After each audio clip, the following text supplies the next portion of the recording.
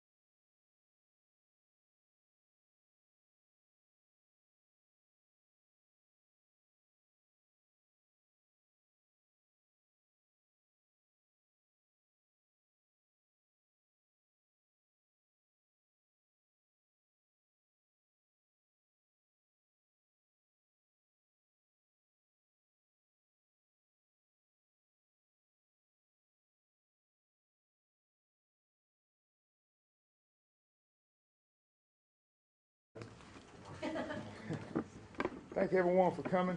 My name is Todd Crosby, and I am the Assistant Special Agent in charge with the GBI Region 13 Perry, Georgia office. First off, let me say our thoughts and prayers go out to the Gunn family and the Fort Valley State University family. I want to thank the community for all their assistance given during this investigation. On Friday, February 14th, the welfare check was requested on Anitra Gunn by her father. Fort Valley Police Department ran numerous leads, conducted numerous interviews related to this investigation.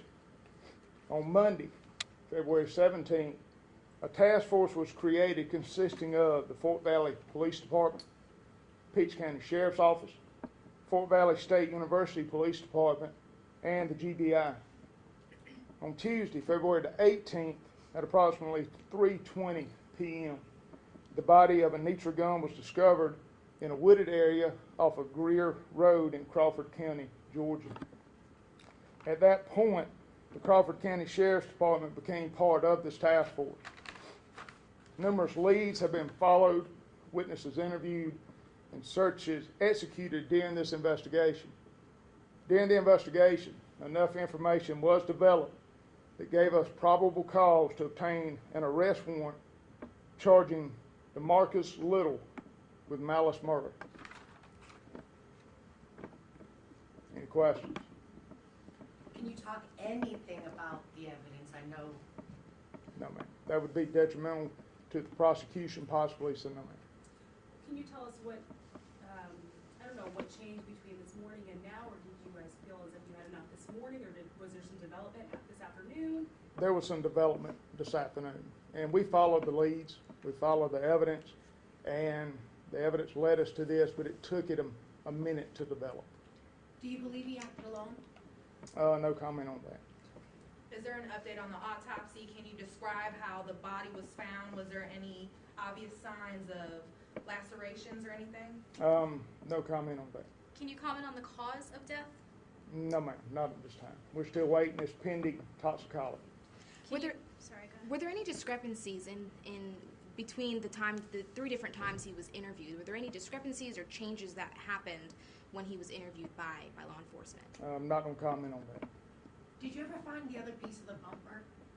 No, ma'am. We're still looking for the white bumper. So if anybody in the community, I mean, this is still very much an active investigation. We're still wrapping up, following up, processing, have evidence at the crime lab to be looked at, and if that bumper can be found, that would be nice. Have you found the phone? No comment. Can you say when exactly the time that you charged him, or these charges came about? Yes, ma'am, about 5 minutes ago when we told you we're ready to go. Did he already post bond? What time did he post bond earlier? I'm not familiar. That's a question for Sheriff D. When will you be able to tell us more information? We will be turning this over to the district attorney's office now that charges have been taken, and so all questions can be answered by them from this point forward. So whatever happened today, where you felt you had enough probable cause? Yes, ma'am. Because we know you've interviewed him 3 times already. Correct. Did you guys interview him again today at all? No, ma'am. He's already asked for a lawyer. We wouldn't have interviewed.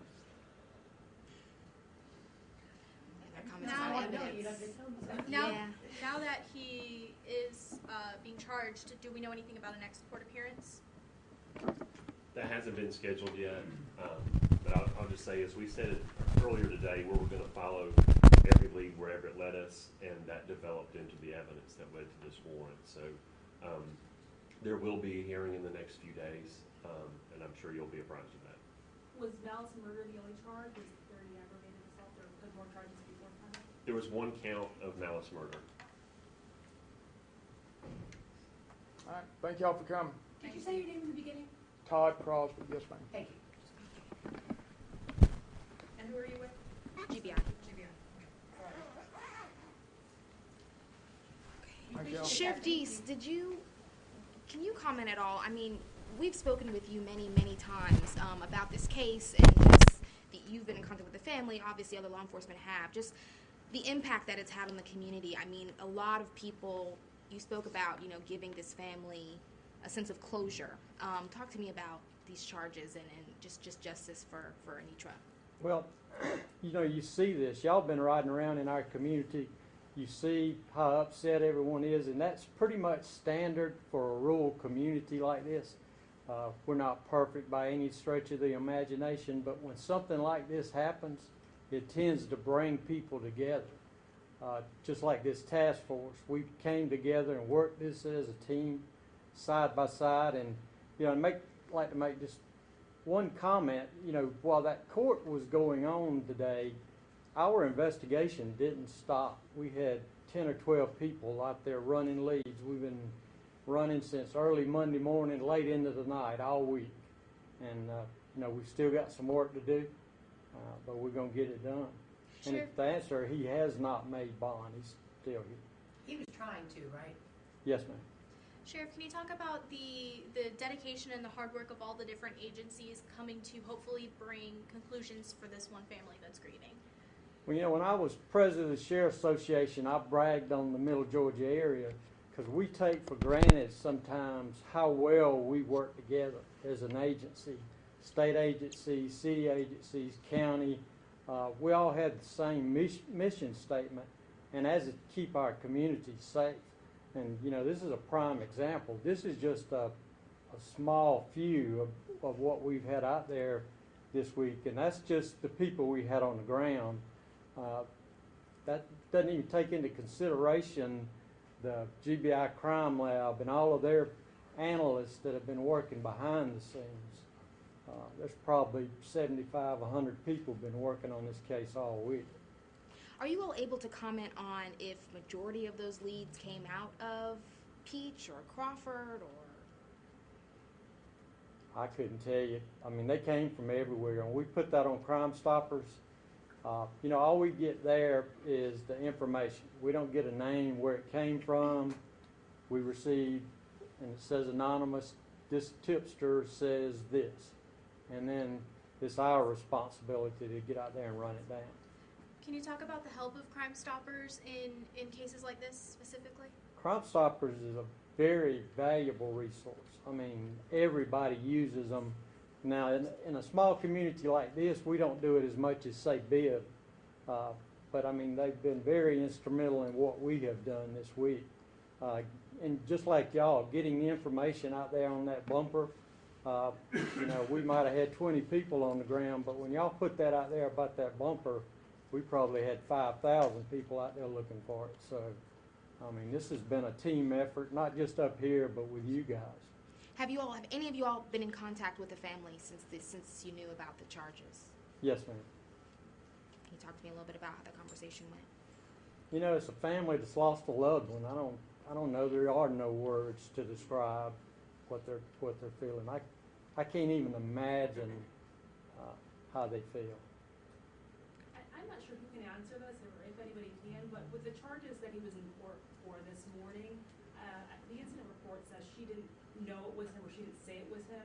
Can you talk about why law enforcement believed that was him who did it? That was an ongoing investigation, and that investigation was going on simultaneously while this happened. So that was going on simultaneously while this happened. Things developed during this investigation that gave us probable cause for that issues of that one.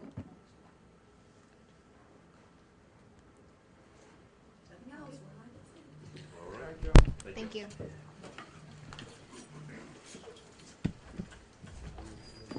We asked for so much from Atlanta. We're sorry.